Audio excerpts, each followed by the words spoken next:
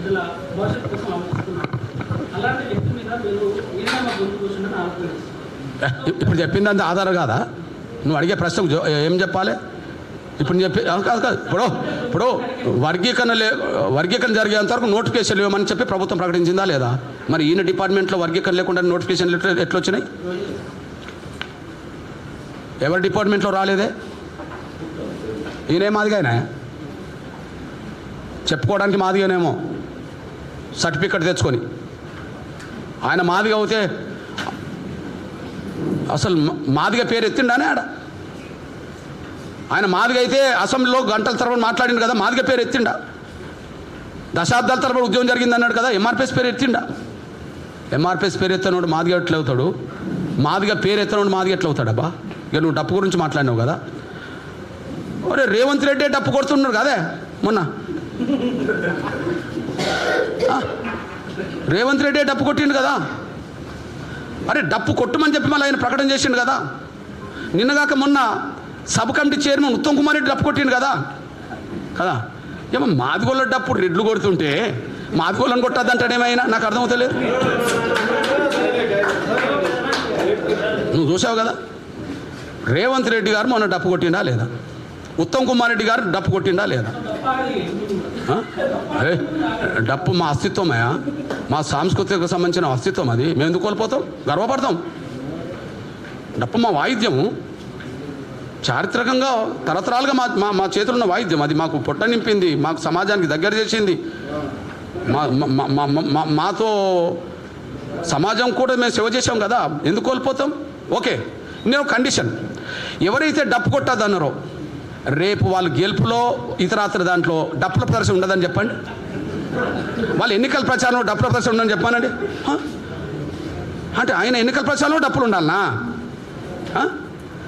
ఆయన గెలిస్తే డప్పుల ప్రదర్శన జరగాలనా?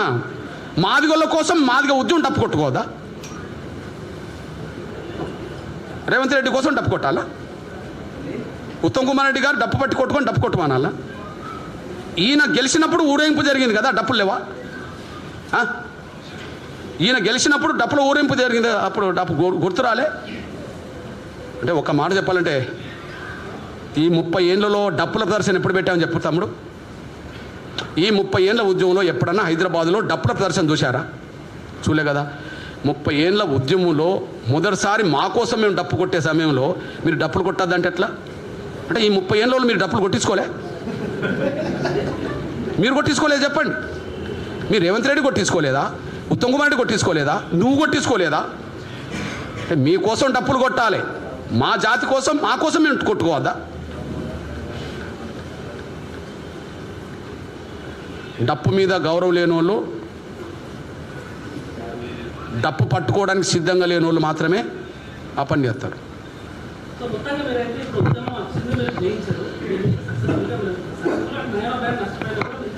అందులో నా తమ్ములు print media, electronic media, social media పెద్దల సహకారం, మీ సహకారం, అందరి సహకారం, నా చెల్లెల సహకారం, తమ్ముల సహకారం, అన్నల సహకారం, పెద్దల సహకారం కూడా ఉన్నది.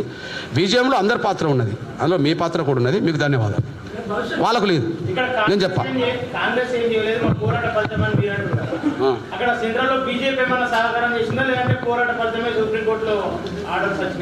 ఎవరు వాళ్ళు నష్టం తేలే, వీళ్ళు నష్టం తెచ్చారు. అవును, వాళ్ళు నష్టం తెచ్చిందని ఇప్పుడు చెప్పిందంటే నువ్వు వింటే ఆ మాట అడుగు, ప్రశ్న అడుగు. అరే ఇన్నవేందా? ఇప్పుడు ఏంటంటే మాకు మా పోరాట ఫలితం ఎక్కడైనా సరే, కానీ మాకు బీజేపీ అదనంగా నష్టం తెచ్చింది లేదు. చంద్రబాబు నాయుడు మాకు అదనంగా నష్టం తేలే. ఇక్కడ నష్టం తెచ్చిండు కదా, నష్టం తెచ్చిండు కదా.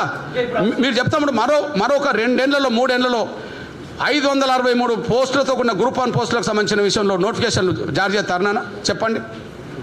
నువ్వు ఇంకొక 10 ఏళ్ళలో చూస్తావా 563 పోస్టులను? అంటే 10 ఏళ్ళు మా బిడ్డలకు గ్రూప్ 1 ఆఫీసర్లు కాకుండా చేసినట్టుగా నాన్న. అది ఎంత నష్టం నాన్న. టీచర్ పోస్టులు పోయినాయి కదా.